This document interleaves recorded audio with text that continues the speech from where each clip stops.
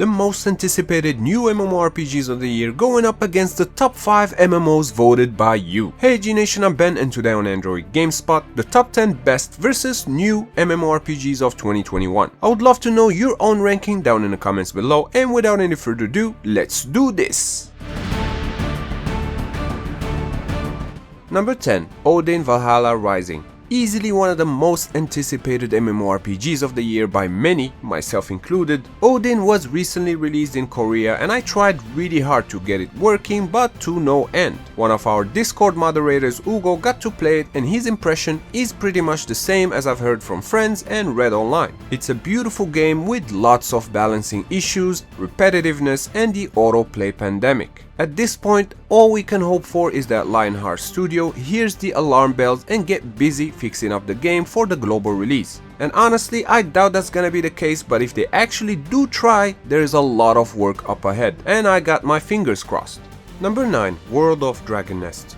While World of Dragon Nest doesn't revolutionize the Dragon Nest franchise, it's still an improvement over the previous entry in the series, which is Dragon Nest M. The game features decent visuals with cute and colorful graphics, classes that aren't gender locked, and the best feature in my opinion, which is the dual weapon system, which makes for some fun and flashy chain skills. When it comes to flaws, World of Dragon Nest is a game we'll be doing a lot of grinding. The cutscenes show blocky textures and characters that are emotionless, and while playing, I couldn't help but shake the feeling of been there done that. Don't get me wrong, the game is good enough. I just wish the developers stepped out of the safe and comfort zone to try out new things.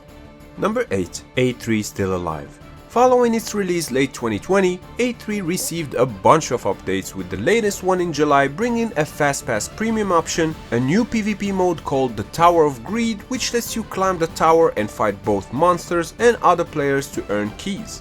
The update also brought an increased max level cap to level 180, along with equally leveled gear, and added new regions like Leska, the Frozen Fortress City and the Serad Ice Cliff Equipment Dungeon.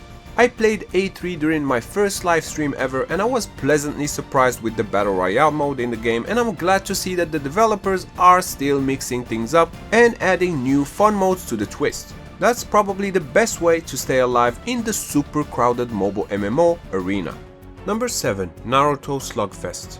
There are a lot of Naruto games on mobile, but this is the only one with a truly open world in 3D, and Slugfest takes things up a notch and manages to create an authentic action RPG experience similar to the Naruto console games. The visuals look great, the battle mechanics are pretty similar to most MMOs on mobile, and the game is packed with animated cutscenes featuring the original voice actors from the anime. On the other hand, the game suffers from a lack of customization and some stability and connectivity issues, but overall, Naruto Slugfest is a fast-paced action-driven game that is fun and immersive and is definitely worth checking out.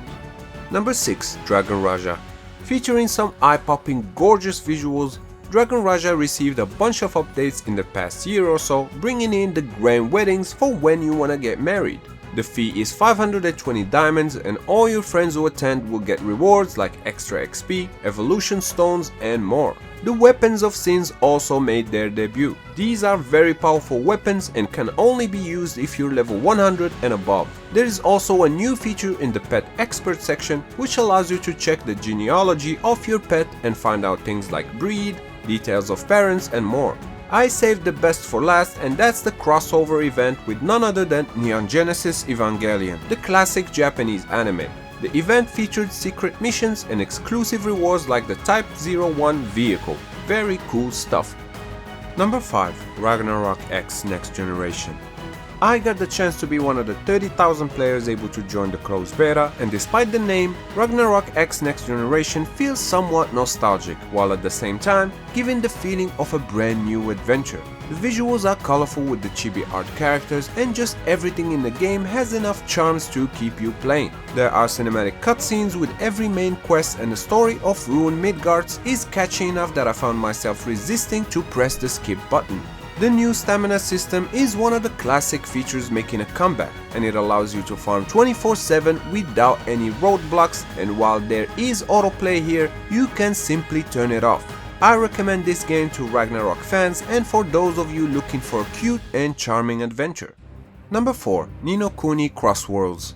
It's no secret that I'm a big fan of the Ni no Kuni franchise, and I recently did a live stream when the game went into open beta. Shout out to everyone who joined, and if you missed it, the replay along with all live streams is available for members, link down below. But back to Crossworlds, the game looks absolutely gorgeous and controls well. There is autoplay, but it's optional. The story, without any spoilers, has to do with you being stuck in a virtual reality world, and there are 5 classes to choose from, a great soundtrack and characters, as well as a universe that is very colorful and diverse. I really look forward to playing this when the global version is out, and if you played it, I would love to hear what you think down in the comments. Number 3. Warhammer Odyssey. Earlier this year, Warhammer Odyssey went into global soft launch, and there is no sugarcoating it, the game didn't deliver on the hype, and if you haven't seen my previous MMORPG video, I'll link it down below as I go into more details on the issues and what can be done.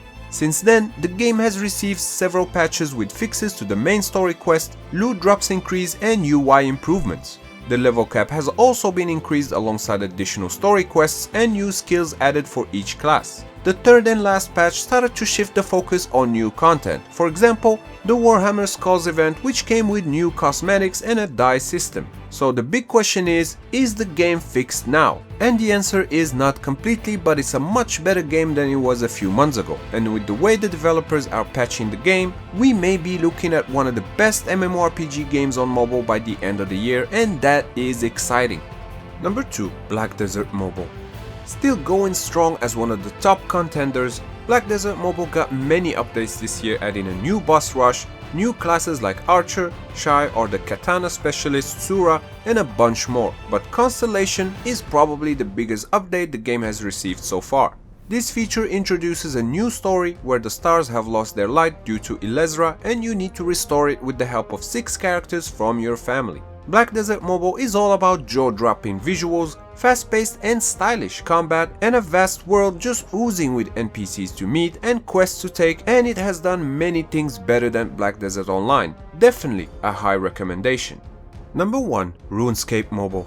We're only a few weeks after the official global release, which had an impressive 1.8 million people pre-registered and brought the cross-platform play and progression transfer between PC, Android and iOS.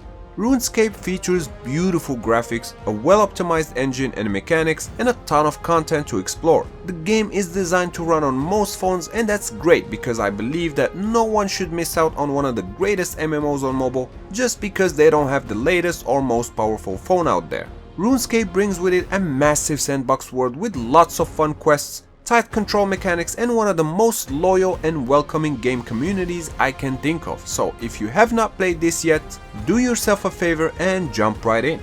And that sums up the top 10 best versus new MMORPGs of 2021, and now I want to hear from you in the comments. What is your top MMORPG on mobile? Of course, as always, if you enjoyed this video, clicking the like button does help me out a lot, and I would really appreciate that. And if you're new, consider subscribing because I put out new videos like this every week. Also, special thanks to my Patreon supporters and YouTube members, and link down below if you want to support my content. Once again, I'm Ben, thank you AG Nation for watching, and I'll see you next time, right here on Android Gamespot. Stay epic!